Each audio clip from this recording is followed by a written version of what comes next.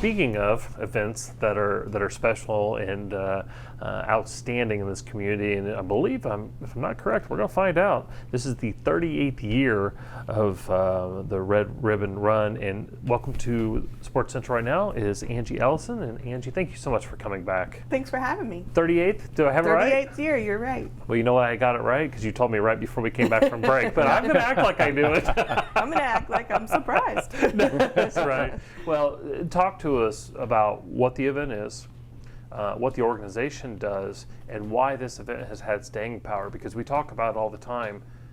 Are the things being done at these events so that they have staying power? This certainly does. I think the reason it has staying power is because it celebrates the ability, some of the kids are going to run fast and they're going to get a trophy, but some of them just finishing is a victory. So we feel like it's... So Jackson Neal's out there.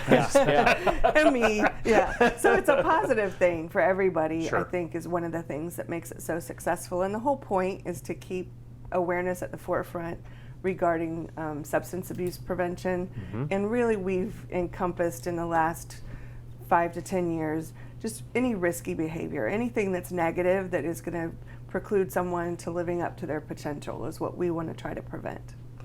Well, let's talk about what Interact Alliance does, and then we'll work back to the event, because I know we've got these little Great ribbons red here. ribbons, yeah. We appreciate you bringing them in, but it says, be yourself, be amazing, be drug-free. So what is the core mission of Interact Alliance? For them to be amazing, for all of us to live up to our potential. And a lot of times things like substance abuse or other roadblocks at a time of youth can kind of mess up that ability to live up to that, those talents and those skills that you have. So we have a team of 10 teachers who go into the schools. We hit about 69 of the 120 schools in the area with prevention education. It's all evidence-based, meaning it's gone through that trial process to prove that it's effective. And our testing shows that we're getting anywhere from a 25 to 40% increase in knowledge when we teach. We also do what's called social norms. Most people you talk to, be it adults or youth, think that most kids are abusing some sort of substance. And the truth is that most of them aren't. So trying to turn that upside down and show people that, hey, we're already doing a great job, means that most kids are less likely to experiment if they already fit in their peer group. And most parents are going to hold the bar higher when they realize that everyone's not doing it. And this is a subject matter that, from when, well, I'm a little bit older than Neal, from when from high school, Keep going. from my youth on, that this seems to be a problem that continues to grow, continues to have new facets to it, whether it's I'll let you go on from there. Yeah, it's kind of like a game of whack-a-mole. You get one thing under control, like tobacco, and vaping pops up. You get something like street drugs around clubs under control, and now the pandemic of opioids has popped up. So the good news, again, we always want to turn it on its head, is that most of our Gen Zs, our recent youth, are making better choices around substances. The bad news is you could try something once, and if it's laced with the wrong thing, it could be a death sentence right then. It's no longer, back in the day, the death numbers were around addicts. People had been using for years and overdosed. Now it could happen the first time you try. Wow. Yeah, and from given to you by someone you maybe didn't know, and so all those things. So Sports Central, a sports show, you might be asking, well, why are we talking about this? Study after study after study has shown that extracurricular activities, whether it's specifically sports or if it is being in the band or performing, or whatever it is, idle time is not necessarily a good thing as youth are developing. So the mission, be themselves, be amazing. Obviously, the pandemic caused some stressors. And all the things that went along with that. Social media can be a very big stressor for younger kids as well. So the event itself, when is the event and what are the proceeds going towards, and talk about why this event and how it helps to accomplish the mission year round. October 28th is the big day. However, we started in September with activities and challenges for our youth all through the month of October. The reason that we really try to push prevention is it's how we get the attention of the community. During the rest of the year, when we're in classrooms and we're doing work one-on-one or in small groups, we're not as visible. So it's really about getting the attention of the community so we get their support, not only financially, but there's so many people who give in so many different ways of their time and talent that we really want to make sure that we keep their focus. And so once a year, on top of our real jobs, we additionally create this huge 6 weeks of prevention awareness, with the crescendo being the Red Ribbon Run.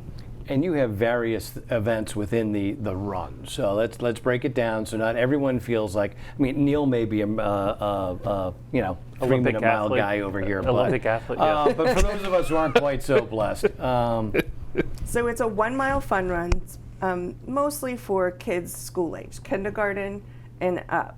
But we also have over 300 volunteers that day who are high school and college age. Mm-hmm. So it's an event they look forward to every year.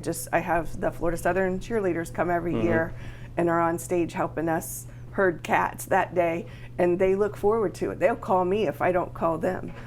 So it's even the volunteers have a great day that day. It's just such a positive, fun thing.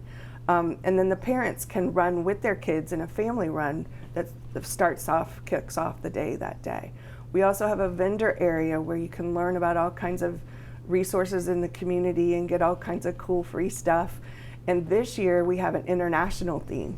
So we're adding in several countries for kids to go and learn about the culture and activities, and Publix is footing the bill to actually have samples of their food from those countries. So we're really excited. And why do we do that? That doesn't go with running, does it? Well, yeah, actually tolerance of each other's cultures is what can help us prevent bullying and ultimately self-medication down the road. So it all goes together. Well, that's outstanding. And I had a quick question. You were talking about the vendor area and getting information and all that.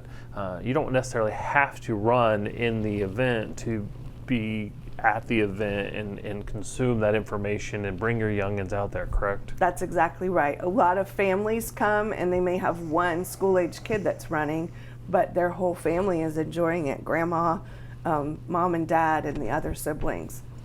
So it's something for everybody.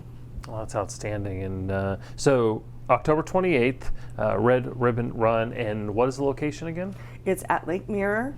So they check in at the auditorium, and then it's in that amphitheater area overlooking beautiful Lake Mirror. And it's always a beautiful day to watch the sunrise over there. That's fantastic. Well, so obviously early in the morning, which... Okay. Yeah, I'll be there at 3. Yeah, I'm out. yeah.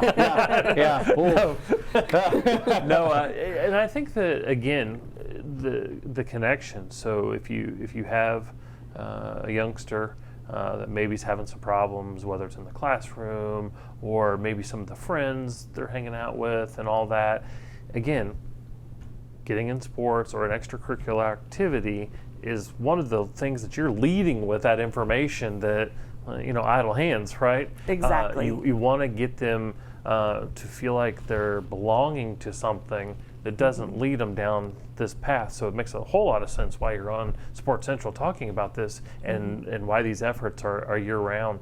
How many individuals, on average, do you think attend this event each year? We have around between 1,500 and 1,700 students running, K through 8. Mm-hmm. Then we have the families on top of that, and the vendors and the volunteers. So we figure we're close to 7,500 people that day. And we're just growing every year, and we love to have it wrap all the way around the lake with vendors. Great. It's outstanding. Well, we wish you good luck. We're looking forward to it, and we can't wait to hear how successful it was. And we want to say thank you. Thank you for what you and the team do over there to reduce that risk, if you will, for our youngsters in Polk County, because it is a large problem, not just here, but across the country, and we appreciate what you do. Thanks for having us. We appreciate it. If you enjoyed this interview and want to watch more Sports Central, click the video below. And don't forget to like, share, and subscribe.